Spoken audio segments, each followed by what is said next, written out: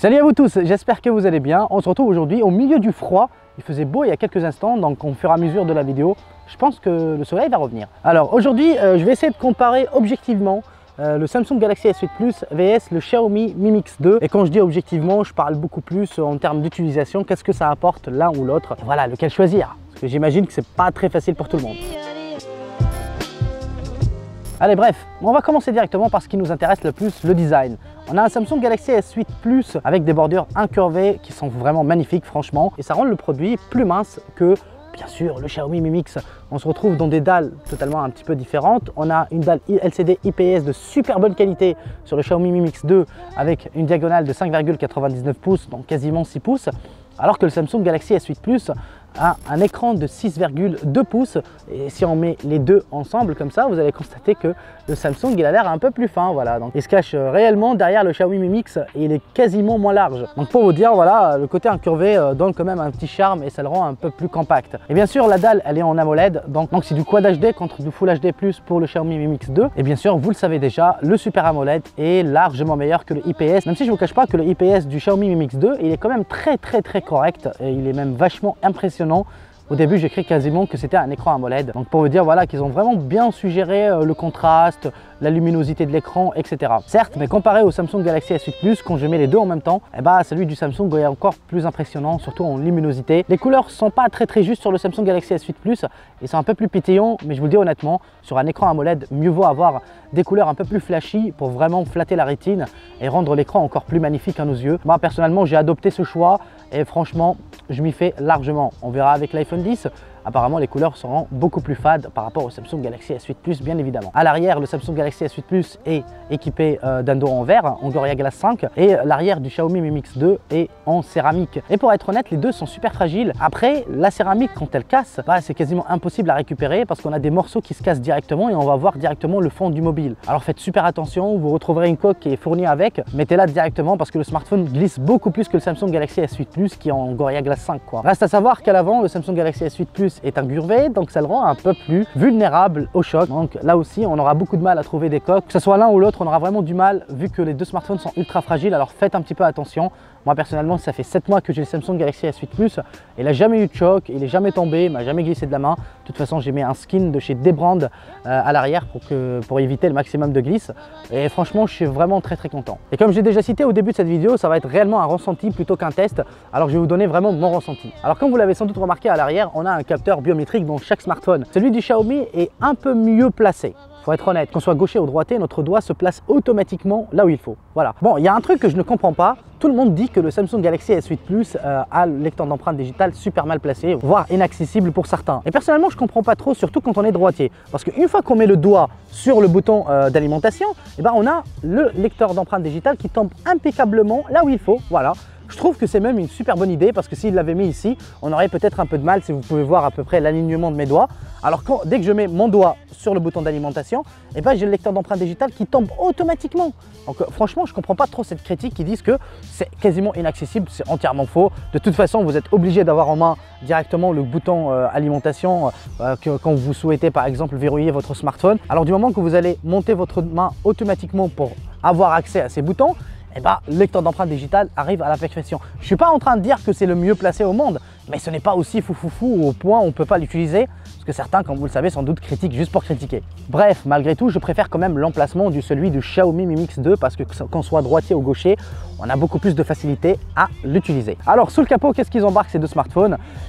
Commençons par le Xiaomi Mi Mix 2, il embarque tout ce qui se fait de mieux de chez Qualcomm à l'heure actuelle et je parle du Snapdragon 835, 6 Go de RAM et 256 Go de mémoire de stockage, 128 ou 64 Go, mais on n'a pas la possibilité de rajouter une carte micro SD. Le Samsung Galaxy S8 Plus, quant à lui, embarque quasiment un processeur équivalent gravé en 10 nanomètres. Je parle du Exynos 8895, 4 Go de RAM et 64 Go de mémoire de stockage extensible via une carte micro SD jusqu'à 256 Go. Après honnêtement, je vous cache pas, je préfère qu'on a 256 Go basique directement sur un smartphone. Voilà, c'est toujours quand même mieux, comme ça on a la possibilité d'installer plein de jeux autant que l'on veut. Ouais, vous avez entièrement compris. Mais sur le Samsung Galaxy S8 Plus, depuis quasiment un mois, je rencontre quelques ralentissements quelques bugs et je ne comprends pas pourquoi. De toute façon, ce n'est pas réellement logiciel, mais surtout avec des applications. Il faut faire la différence entre un bug logiciel directement du mobile ou sinon certaines applications qui ne sont pas mis à jour à temps, voilà, donc ça peut créer certains problèmes parfois. Donc il faut vraiment faire la différence entre les deux bugs, ce n'est pas du tout la même chose. Certains croient que ça vient du mobile alors que ce n'est pas forcément le cas. Parfois c'est juste l'application qui est mal optimisée. Vous l'avez assimilé, je suis sûr et certain. Par contre en termes d'expérience d'utilisation, franchement je vous cache pas, j'ai été vraiment séduit par les deux en même temps, sauf certaines applications sur le Samsung Galaxy S8 Plus qui crachaient au début et qui crachent toujours pour l'instant, donc je suis obligé de les désinstaller. Mais mis à part ça, que ce soit une utilisation quotidienne, peu importe ce que j'utilise, ça ne crache jamais, j'ai aucun bug, aucun lag. C'est franchement impressionnant. Par contre, le Xiaomi Mi Mix 2, il est aussi impressionnant parce qu'il tourne sous une surcouche super bien optimisée. Je pense que c'est la mieux optimisée sur Android. Et je parle de MIUI 8.5, si je ne me trompe pas, en tout cas à l'heure actuelle dont je parle. Il devrait aussi être éligible à MIUI 9 et cette surcouche devrait encore apporter quelques nouveautés qui sont assez sympathiques.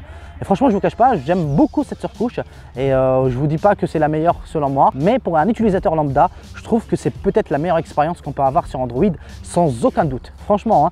Après, il y en a beaucoup qui préfèrent celle de OnePlus. Moi, je préfère celle de MIUI parce que pour un utilisateur lambda qui ne sait pas forcément utiliser son smartphone, je trouve que c'est bien foutu. Franchement, c'est bien foutu, sauf la traduction qui est vraiment moyenne. Voilà. Les traductions chinoises, vous connaissez déjà, c'est du grand n'importe quoi. Voilà. Alors vous retrouverez aussi beaucoup de ROM, etc. Donc ça peut casser la tête à certains utilisateurs qui ne s'y connaissent pas vraiment, qui ne souhaitent surtout pas bidouiller. Mais voilà, on ne sait jamais si vous souhaitez voilà, avoir une surcouche avec laquelle vous ne cassez pas la tête. Ça sera celle du Samsung Galaxy S8, la Samsung Experience. Franchement, ça tombe super bien que j'ai la casquette aujourd'hui. Comme ça, le soleil ne m'agresse pas, quoi. Bon, trêve de blabla, on va parler un peu plus de la photo maintenant. Et vous le savez, sans faire un réel débat, le Samsung Galaxy S8 est largement au-dessus et franchement sur tous les domaines, que ce soit la mise au point, la stabilisation vidéo, la qualité photo, la qualité des selfies, l'emplacement aussi de l'appareil photo selfie, il le bat dans tous les domaines sans aucun souci. Disons que la plus grosse différence entre ces deux smartphones se ressent en basse lumière. Je vous ai pris bien sûr des photos avec flash, des photos sans flash avec les deux smartphones et vous allez voir largement la différence.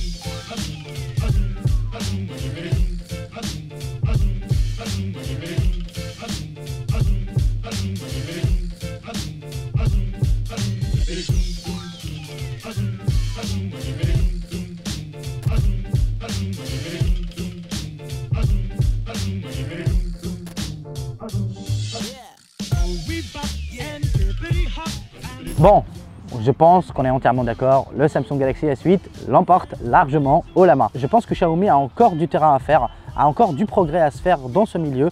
Je pense qu'ils vont réussir, franchement, parce que là, il m'impressionne de plus en plus. Surtout avec cet écran, franchement, il est absolument bluffant. Surtout la qualité de la dalle IPS, je pense que c'est la meilleure que j'ai vue de ma life. Enfin, juste après celle du Sony Xperia XZ Premium, qui est aussi, waouh, qui est vraiment impressionnante. Mais là, vraiment, ils ont vraiment tapé fort. Pour un smartphone chinois qui coûte quasiment moins de 500 €, je pense qu'il n'y a pas mieux. Franchement, il n'y a pas mieux. En tout cas, dans cette gamme de prix. Allez, on va parler maintenant de l'autonomie, de l'expérience que j'ai eue de ces deux smartphones.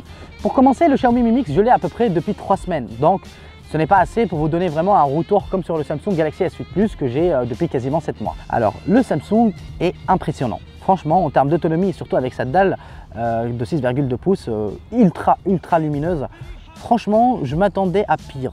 Vraiment, je m'attendais à pire, mais c'est un smartphone qui me fait largement la journée. On peut même aller jusqu'à 1 jour et demi, sachant bien sûr qu'il embarque l'USB Type C et la recharge rapide, ainsi que la recharge sans fil. Voilà, donc on retrouve quasiment tout ce qu'il faut dans ce smartphone. Donc disons, grosso modo, le smartphone se recharge en 1h50 à peu près et tient quasiment 2 jours moyens ou disons une grosse journée intensive. Là par contre, c'est impressionnant. Franchement, c'est impressionnant ce qu'ils ont réussi à faire avec le Xiaomi Mi Mix 2. On a une batterie de 3400 mAh contre une batterie de 3500 mAh. Et je vous avoue que pour le peu de temps que je l'ai eu pendant 3 semaines, bien évidemment, c'est le smartphone le plus impressionnant en termes d'autonomie. C'est un smartphone qui me tient 2 jours ultra intensifs. impressionnant. Franchement, il faut l'avouer, surtout que la dalle est IPS, ce n'est pas de l'AMOLED, sachant que sur l'AMOLED, on a des pixels qui sont morts, donc qui sont endormis, qui ne sont pas utilisés, qui ne sont pas rétroéclairés. Normalement, on devrait avoir une autonomie beaucoup plus impressionnante que ça. Après, elle est quand même très impressionnante par rapport à d'autres smartphones, mais par rapport à celle du Xiaomi, oulala, sur ce plan, Xiaomi a fait vraiment une très bonne gestion de la batterie, vraiment. Moi, personnellement, je suis bouche bée sur ce plan parce qu'il tient mieux que le Samsung Galaxy S8 Plus, même les premiers temps que j'ai eu. Donc vraiment, c'est le smartphone le plus impressionnant que j'ai testé cette année en termes d'autonomie. Par contre, il charge un peu plus lent par rapport au Samsung Galaxy S8 Plus, même si on retrouve une batterie de 3400 mAh, et bah ça se recharge en 2h15, voire en 2h20 à peu près, contre 1h50 pour le Samsung Galaxy S8 Plus. Sur le plan de l'audio, je vous cache pas que les deux sont quasi parfaits. Voilà. Le Samsung Galaxy S8 Plus propose le Bluetooth 5.0. On a un seul haut-parleur, ce qui est un peu dommage, en tout cas aux yeux de certains. Personnellement, je m'en fous littéralement. Mais certains préfèrent avoir des haut-parleurs, par exemple, comme sur le Xiaomi Mi Mix 2, qui sont en stéréo. Alors, en termes de qualité brute, le Samsung Galaxy S8 Plus, même avec un seul haut-parleur, c'est peut-être le plus impressionnant que j'ai vu cette année en tout cas. Et pourtant, j'en ai testé beaucoup. Et franchement, je trouve que le son est très homogène. On a de très bonnes basses, même s'il est uniquement en mono, il est excellent. Franchement, il est excellent et très puissant. Et j'ai constaté qu'on n'a jamais de saturation. Donc, sur ce plan, il n'y a rien à dire, celui de Samsung, il est explosif, franchement. Par contre, j'ai un seul petit point négatif sur celui du Xiaomi. Je trouve que les aigus sont un peu plus en retrait par rapport à celui du Samsung Galaxy S8 Plus. Ce que je veux dire par là, c'est que le son, même s'il reste très homogène et quasiment parfait, les voix ne sont pas très bien retranscrites, en tout cas selon moi. Après, on n'a pas tous les mêmes membranes et on n'a pas tous le même ressenti. Surtout en qualité de son, c'est très subjectif. Voilà, donc grosso modo, le Samsung reste plus puissant, mais le Xiaomi a quand même cet avantage d'être en stéréo. Donc quand vous êtes en train de regarder un film ou je ne sais pas quoi, eh ben, vous avez la possibilité d'avoir un son plus stéréo et plus homogène. Voilà, il peut être très bon. Par contre, quand on utilise le smartphone pour écouter de la musique, c'est là où le Samsung Galaxy S8 Plus gagne haut la main, franchement, parce que je trouve que le son est vraiment quasi parfait. Allez, comme vous l'avez sans doute remarqué, ce style de vidéo, je ne le fais pas souvent et c'était surtout une histoire de réelle utilisation, de vous donner un avis personnel. Ce n'est pas un test, je le redis encore, c'est juste mon ressenti personnel sur les deux smartphones. En souhaitant que ça vous a plu, bien sûr, en tout cas c'était l'objectif phare pour faire cette vidéo. J'ai pas trop fait de plan, de comparaison comme je le fais d'habitude parce que j'ai un petit peu la flemme. Bien sûr, avant de finir cette vidéo, n'hésitez surtout pas, si vous souhaitez de m'aider financièrement à continuer le projet YouTube, vous avez un lien PayPal dans la description. Je n'ai pas encore eu l'autorisation de Tipeee, donc j'attends encore 2-3 jours. Et je voudrais aussi remercier les personnes qui m'ont aidé financièrement sur les lives que j'ai fait dernièrement. Je souhaite vraiment vous remercier en vive voix dans cette vidéo. J'espère bien sûr que vous avez aimé. N'hésitez pas à me dire quel est votre préféré entre ces deux smartphones dans l'espace commentaire. Sachant que vous pouvez bien sûr vous commander le Xiaomi Mi Mix 2. Vous avez le lien dans la description. Comme ça, je toucherai une commission de 1%, donc c'est pas grand chose. C'est surtout pour m'aider à racheter de nouveaux produits pour les tester. Voilà, vous avez entièrement compris. Sachez bien sûr que les boutiques ne peuvent pas tout le temps donner. Voilà. Alors, on peut retrouver ce Xiaomi Mi Mix 2 chez la boutique smartphone pour un tarif de 514 €, un truc du genre. Voilà. Comme je l'ai encore dit il y a un instant, vous pourrez passer par mon lien. Sachez bien sûr que les frais de port sont payants. Ça, je ne le savais pas à un moment et certains me l'ont fait remarquer. Donc, les frais de port sont payants et aussi, vous avez la garantie contre les frais de douane. On ne sait jamais, je crois que c'est 14 € aussi. Ça vous revient un peu plus cher, mais croyez-moi, vous recevrez le smartphone en 48 heures. Et la boutique est super sympathique parce qu'ils répondent rapidement. Ils ont vraiment un super SAV, en tout cas par rapport à d'autres partenaires. Voilà. Si vous souhaitez aussi acheter chez Banggood, vous avez mon lien dans la description.